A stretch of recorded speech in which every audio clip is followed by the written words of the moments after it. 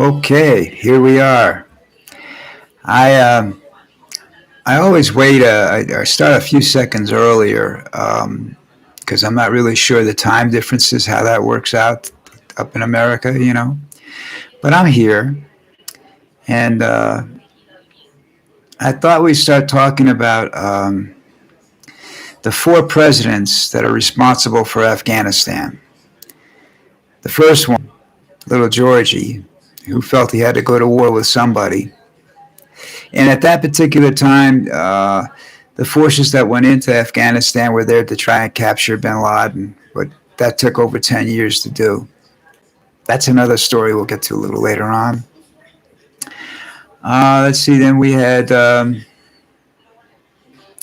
Obama, who ended up being responsible for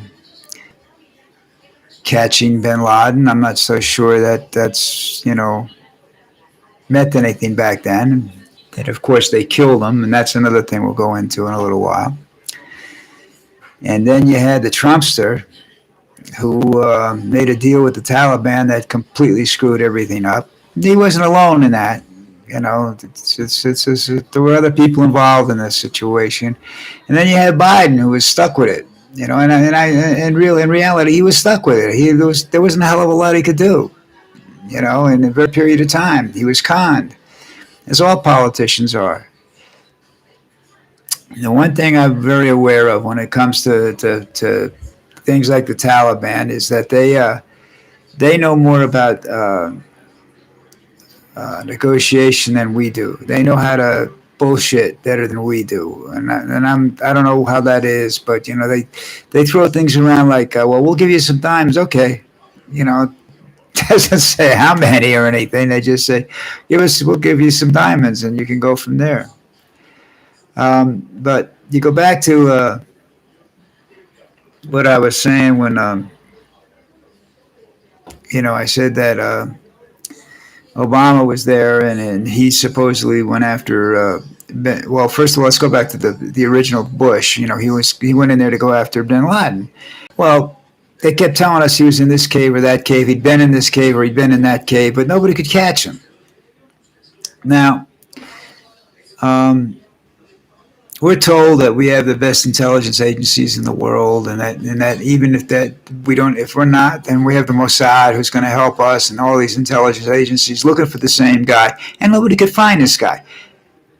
He walked around with a laptop. He didn't walk around with the most sophisticated equipment in the world. He lived in caves. He didn't live in a cyber secure building or anything like that. So the fact that it took so long is, well, I believe had a lot to do with the Bush family and the rest of the Republican Party and politicians in general that have had this relationship with Saudi Arabia for years because they got oil, and they get them away with everything. Remember, the only plane in the air after everything was grounded was a jet taking a Saudi Arabian prince home. Okay? If you remember that, then you got a basic idea what was going on at that time. And it's been going on for longer than that, all right? Let's see. Saudi Arabia had Aramco Oil Company, and they have other companies involved now. The same companies are involved now under different titles. But Aramco Oil was Exxon Mobil, Texaco, and Shell, I think, and as well as Saudi Arabia. So, Obama had issued the attack to get bin Laden back. And he operated on what he was told. They were never going to bring that guy back alive. Part of it is the relationship that he had with the Saudi family, not Obama, but the relationship that bin Laden. He was a member of a distant cousin or distant relative somehow or another of the Saudi royal family. So there was that. Plus, prior to his coming after us, he was Mojahedin, and which is the group that fought the Russians when they were there. These are the guys that threw bricks at the helicopters to bring them down. This is a strong group of fighters. And he took weapons from the United States and he was promised certain things. Then the certain promises were broken, which is what we usually do. You know, we did it with the we did it. We started doing that when we invaded, when we first got to America, and we've been doing it ever since. So that didn't do it. Plus, he had to. So nobody wanted him to. Nobody wanted him to go on trial and right to speak and tell stories that he could tell that may or may not have been flattering to the United States. I'm saying they probably wouldn't have been. So, you know, he died. Happens. I'm not sad about it. I'm not saying he shouldn't have. You know, I'm just saying I would have liked to have seen him tortured a little bit, you know, maybe crushed to death or something like that rather than just shot and die. You know, that kind of disappointed me, you know. And then you had Trump who made some deal that's just, I mean, Trump got elected because basically he was supposed to be this great deal maker.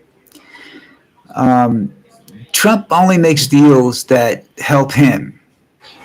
Okay, he's not going to give the Taliban anything unless he's getting money or something in return. He is not the government. He is. Okay, this is the way he operates. It's like everything. This deal was like everything else. He comes out of it looking okay, and everybody else gets screwed. You know, that's just this is the way this guy operates. He's all about himself. I mean, you know, that's I think you have to be to a certain extent to become as rich as he claims he is, which he isn't. I think he's like 54th richest man in the world or something like that. I got guys down here that launder money for the drug cartels that have more money than him. So, and that left Biden. Biden was kind of stuck with a lot of things. He was never. I don't think he was ever really in favor of the war and everything like that. You know, and there were some other things going on, but you know, I don't know, he was stuck. He made a decision, and the decision you know, you can't trust people. They lied. The Vietnamese lied to us. You know, they've lied to us. There are people that have died in Vietnamese prison camps that they said they swore were dead for years, and they weren't. Um, hmm, Basil. Uh, so there's that. You know, there's not much we could have done about that. Um, I don't know. You know, it's just that you look at the people that are trying to run for president now are all people that were in his cabinet or something like that, are closely associated to him.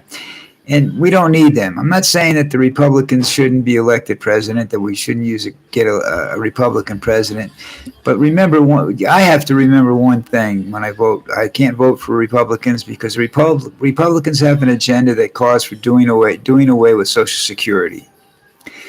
Ronald Reagan was the first Republican to go in, first president, but so happened to be a Republican that found out that, hey, I can take money out of Social Security. It's the only government program that's making money. That's a sound physical entity, and it's not sound anymore. So they want to get rid of it. And of course, if they do that, my question is, what are they going to do instead? You know, and Republicans have this habit of wanting to get rid of something. The day after Obamacare was passed, was put in operation, they said we want to scrap it. We want to do. Okay, what do you want to do? Oh no, we just want to scrap it. We want to go back to where everything was. What's your big idea? What are you going to do? How are you going to replace it? How are you going to fix things? No idea. They've never done it. They've never done a comprehensive program that would do what they claim that they can do, which is make it better than it is. I don't understand Obama that well, so that I can't tell you that this is what they should do or shouldn't do. I don't know. They say to you that England is socialized medicine and that you shouldn't bring socialized. Well, the difference in England is you can go out and pay for it if you want to. It's not cheap, which means the rich people get great health care. but it means that simple health care is available for everybody, free. Which that's not even the case here. So I mean that's the case where I live. I mean I have insurance. Yeah, I have insurance. My insurance costs me. Right now, it's about $30 a year, $30 a month, or something like that. And I get all my drugs paid for. I get go to the doctor anytime I want. Doctor visits are free. Actually, now they come to the house because of COVID. So something they'd stop doing in America years ago. That I was told that was because of insurance policies. That was Medicare.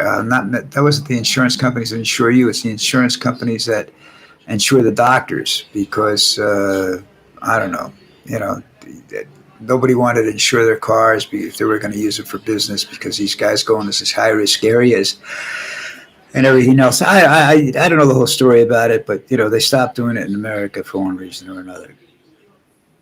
Okay, so that took care of all that stuff that was going on. This week that I wanted to talk about. That was the getting out of Afghanistan. That's a little piece of information I gave you with the 4 presidents. I read an article just now, just before I came on the air, about 10 minutes before I came on the air, about how the New York Post, who is anti-mask, I think they're also anti-vaccination too, but I'm not sure. I don't want to say that right now, but I know they're anti-mask. I saw the headlines and everything. Is now requiring that all their employees wear masks when they get up from their desks and walk around the office. It's hypocrisy, and it's great. And that's Michael Murdoch is the guy's name? Well, it's Murdoch. I know that. He owns Fox News. Fox News says don't get vaccinated. Fox News requires its employees to be vaccinated, wear masks and be vaccinated. This is hypocrisy. This is how this country runs right now, It's do as I say, not as I do. Ridiculous. I mean, I don't know what people get all upset about masks for. I get a rash from masks. I wear one every day. When I get outside and I get across the street and there's nobody around, I take it off. I pull it down so I can breathe. But that's, nobody's around. I'm not making anybody sick. And nobody, when I'm around people, I put it on, I follow the rules. It's not, do I like it? No, but it's not the end of the world. And it's not something you're telling me to do that's going to hurt me. It's going to help me. So I don't know why people get all upset about it. That's just stupid crap that people do,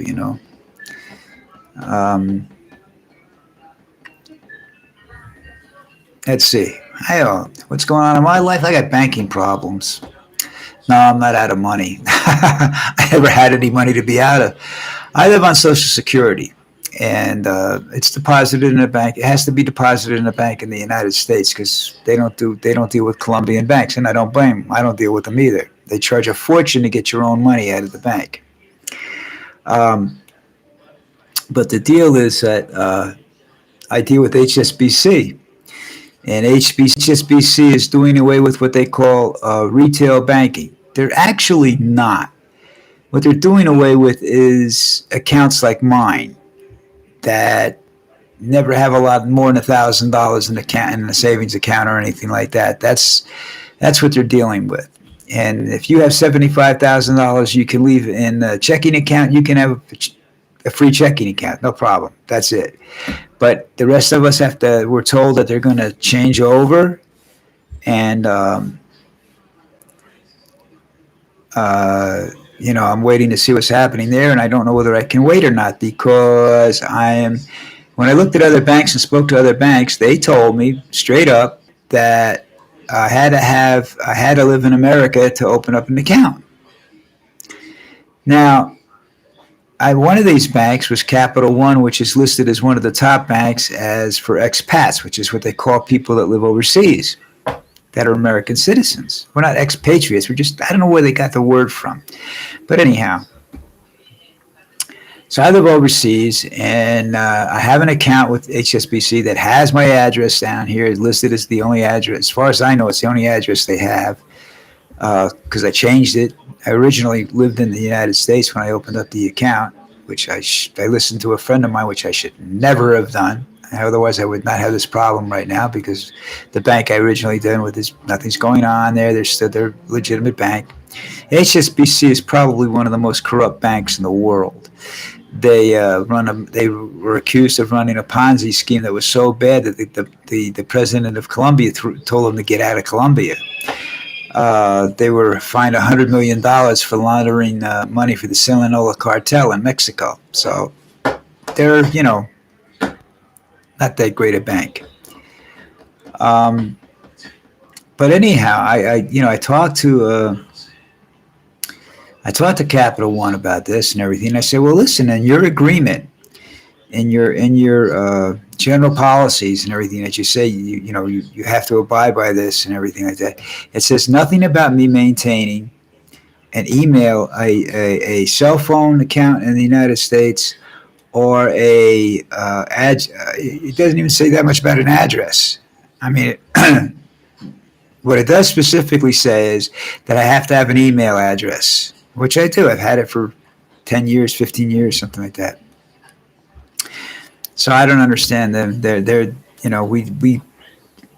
couldn't help me out. They wanted all kinds of meetings and stuff like that. Yes, that's great, but where's your nearest branch? We don't have branches. I said, now how the hell are we going to have a meeting? This is what you deal with banks. So now I'm not 100% sure what's going on. I'm going to try and find out a little bit this week. I was thinking of going to deal with Citibank, because Citibank was the last bank in Colombia, American bank in Colombia to leave, and they haven't left. They have a commercial presence. Nobody else does. As far as I know, nobody else has offices in Colombia. Even though they can't do anything for me because whatever. Well, people say, what are you going to do? I have no idea. I've also been told that there's a possibility I'll be required to spend a month in the United States just to maintain my Social Security status. That's not happening. So I might have to become a crook, and I know exactly where I'm going right away. So, I'll be in jail, but I'll be happy. Let's see, what else is going on in the world today? Hypocrisy was the theme I was trying for today, because of what I was reading in the online, because I don't get newspapers down here. Newspapers down here, if you can find them, are free, but they're extremely biased towards the government. They're controlled by the government. They're controlled by. In Colombia, there are 5 supposedly legitimate families that control most of the media and news outlets. They control television, radio stations, banks. This guy Galecki, Galecki, he owns banks in Florida, all over the world, England. I mean, this guy's got a piece of everything going on banking wise, but he's not listed as being that rich. What's going on there? So I keep looking at the time, and the time is going so many minutes per second, and I'm used to a 24-hour clock that they use down here. So I'm thinking, oh wow, I've been on for no, I haven't. It would be nice if some people actually watch this thing. The censors don't even watch it anymore. So I don't know what's going on. But you notice the title is Antonio and Fats, and people have asked me, where's Antonia? Well, Antonia doesn't like to come into this room, and I use what they call an all-in-one computer, okay, and it won't let me use my very good camera, this one here. It won't let me use it.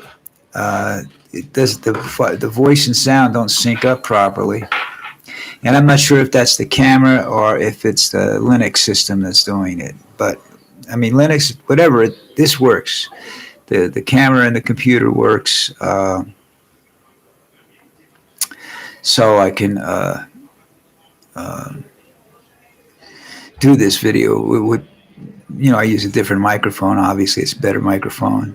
Um, but if you want to see Antonia, go look for, and it'll be out this week, Antonio and Fats Volume 72. That's a posted video. It's not a live video. It's a video I'm going to do in my studio, and I'm going to put it on air, and I'll have pictures of Antonia then, because, like I said, she doesn't like to come in this room anymore. She used to come in all the time and sit by my feet, but she doesn't do.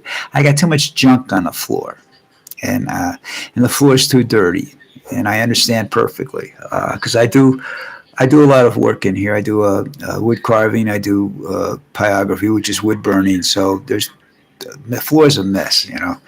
And anytime anybody wants to put something away, they drop it on my floor, and then they blame me for it. So anyhow, uh, um, so that takes care of those things. Um, does anybody actually look at Tumblr? Because I can't. I don't understand why I have to try and do something with that. But anyhow, what are we going to do? Yeah, the hypocrisy of the situation is amazing. What are you going to do, United States? I know I wander around in my conversations. That's because I got nothing really to say tonight. No big issue really struck me. That I could go into in depth, because I find that if I go in depth on politics, people that do listen to me get bored right away. Who's going to listen? I don't want to listen to that. Come on, it's on the news all the time. Who cares? I'm not going to be bothered by that. That attitude is why the climate is the way it is. We have a bunch of politicians that don't believe in science. Now, I was thinking about that, and I said, well, let me ask you this. If you don't believe in science, how did you get out of college? I mean, they teach, you have to take a couple of science courses in college, high school, college, whatever. So at what point in time did you decide it was all bullshit? Um, you know,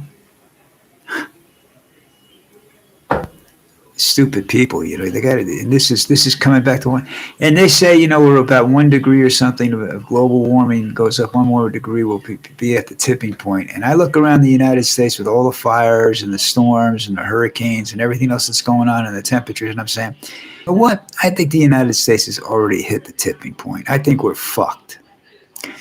So tell what's his name, Besso, and the other whack job, to start building a lot of spaceships, and don't forget the economy price tickets. They won't. There'll never be an economy price ticket. Poor people are never getting off this planet. Poor people are going to be they're going to be left here to die no matter what. So that's just the way the world is. Did I tell you I lost another one of my old friends recently? I don't think I've got many old friends left. I've got a couple of long-term friends, but in terms of guys I knew back in high school, in the beginning of my working career and whatnot, most of them are gone now. One I can't find. I'm assuming he's still alive. I keep trying to call him, but I can't get through or whatever. It's expensive when you don't. If nobody answers, it's very expensive. I still get charged for it, so I have to. Like I said, I'm not rich. I deal with Social Security. I live very well down here. Don't get me wrong. Social Security goes a long way down here. It's just I don't have anything extra. I have other problems that require. I can't really talk about it right now, but that there is an issue that keeps eating up my money. Trying to sell some stuff. I don't know whether it's going to work. I don't have real outlet for it.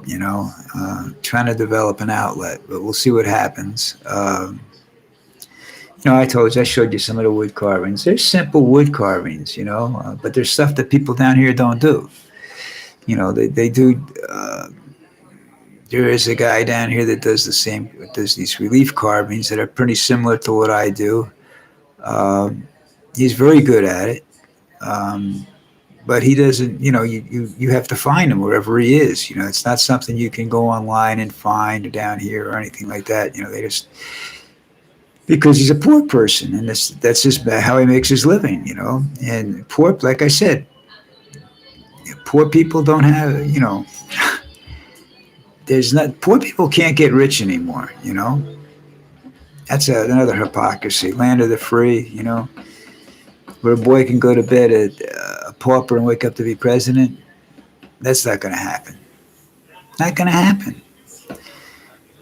You're either rich and successful, or you're selling your soul to become president. You just can't do it. I have no future left. I'm old. I'm hoping it's arthritis in my hips. It could be something worse. Um, I don't know. I can't. The doctors don't want to see it right now. So I don't know what's going on there. I think I'm going to have cataract surgery in this eye over here. I'm not sure. It seems to getting things look kind of blurry, but in my, at my age, who knows? um, what else can we talk about in the short time we have left? I don't. Everybody's talking about doing live concerts again, and I said this before. I think in another post when I was talking about this, is that why on earth would you spend over $100? And it's a minimum of, it's around $100 by the time you get in the door to see a concert.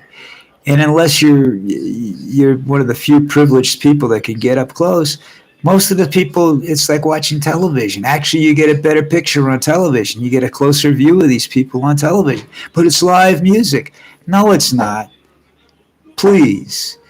90% of it's lip syncing. It's pre-recorded music. They can't afford to have mistakes made. You know, um, depends on the artist. Not all of them, but a lot of them do it. Did you ever try to listen to? You think Beyonce's got that kind of lung power? She can go dancing all over the floor and everything like that, and not breathe heavy. I used to listen to Tina Turner, and Tina Turner would get out of breath, dancing all over the floor and everything. At the end of a song, she'd be huffing and puffing. These people aren't huffing and puffing because they're not singing. It's all lip sync, pre-recorded music, purely because they want it to be perfect. Uh, Live music isn't perfect. The voices are different. Sometimes, not all the time. Depends on the group. Crosby, Stills, Nash and Young, the same voice, recorded or not recorded. Their background music might be different, but the voices are the same.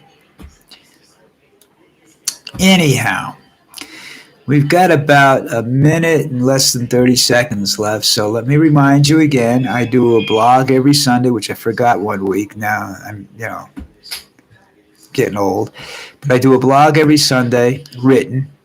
It's floundersgreatadventure.com. I do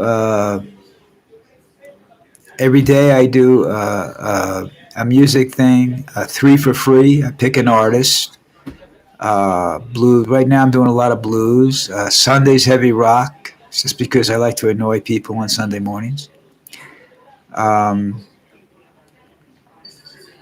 what else do I do during the week? Not much, you know. Uh, there's the blog. There's the three for free. I do this video every Monday night at it's 8 o'clock Eastern Standard Time. It's actually 7 o'clock down here because we don't do time change down here. What else? That's those are things you can look for. Uh, you can subscribe to this channel. to my channel. You'll get live and you'll get the posted videos. You know, I have of Antonio and Fats. I have 70 posted videos. All right, it's time for me to step up and say goodbye, and I'll see you next week. Ciao.